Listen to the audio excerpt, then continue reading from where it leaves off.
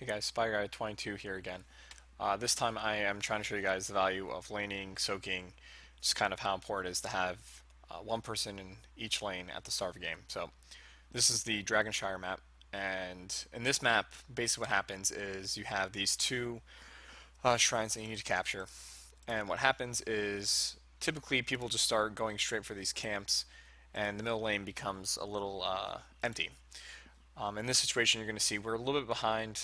I was initially alone down here, and then Fanboy Hunter came and helped me out. But I wasn't able to soak XP just because I was being outlaned by these two guys. But you're going to see in this fight in a second. Basically, what's going to happen is the Dragon Shrines are going to pop in a few seconds, and we're going to start gaining a lot of XP very quickly because you'll notice the other team. So I'll pause right here. The other team now has, you'll notice Nazebo is in lane by himself.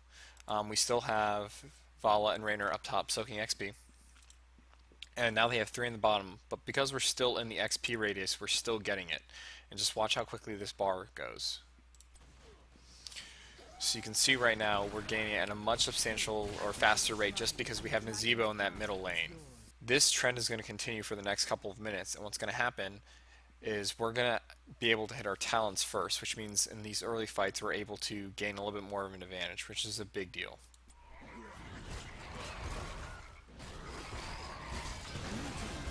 So because of just the way we laned, we're a little bit ahead of them, not too much, but you're going to see the other team made a really big mistake here. And what's going to happen is once Fanboy picks up the Dragon Knight, they're going to start pulling people out of lanes and basically completely converging on him just to try to get rid of this early Dragon Knight, which actually isn't that strong. But because they're pulling everyone from the lanes, they're not soaking XP, and this is really where the game starts changing really early, and we get a huge level advantage. I think it's basically 1.5 level advantage constantly, just because of this early game mistake, which means we hit level 10 first and everything. But I'll go ahead and start playing this and just kind of show you what I mean by this. So you can see, right now, we're still even levels, but you can see everyone right now is converging on the Dragon Knight. And you'll notice up top, Raynor and Vala have stayed up and are just soaking. They're not really worrying about this. I've stayed down at the bottom and just started kind of poking this lane as well, and still soaking XP. And you can see just by doing this, all while this is happening, we're getting about a full level lead now, and this will just continue.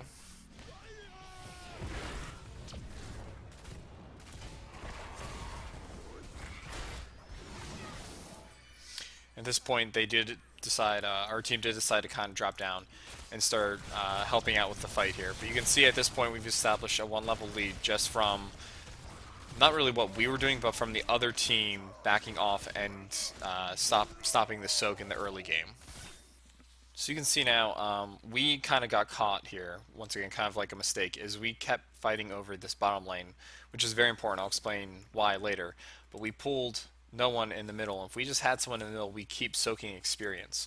A lot more experience than if we were just sitting here and just kind of poking at each other and trying to kill each other. Uh, we still have this level lead roughly, but because we got suckered into this, they actually kind of came back a little. So this is the start of the second Dragon Knight, and we are still in this laning phase once again. And you can see once again we have Raynor up top soaking, me down at the bottom just soaking, and then we have the Dragon Knight going solo in the middle. But people once again are out of lanes on their team and are gonna start converging, and this experience is gonna get out of hand for us in a second.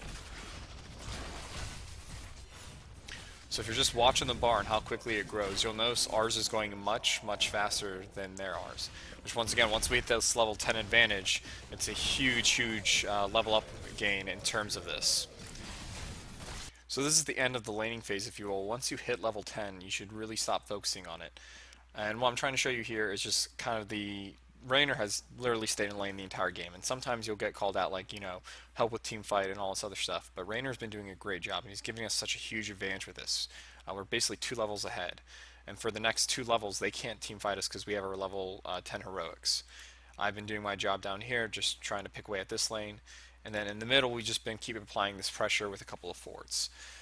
they have been pulling people off and have been totally ignoring the top lane, and this has been their disadvantage. If you look at the end of the day, our experience, Raynor is really pulling us through this. That's really, really important. And in their situation, you know, their Nazebo and their Hammer are kind of, and their Johanna have been all over the map, and because of that, they haven't soaked as much XP, which reflects right now in the team fights, and they're just making their job that much more difficult in the future.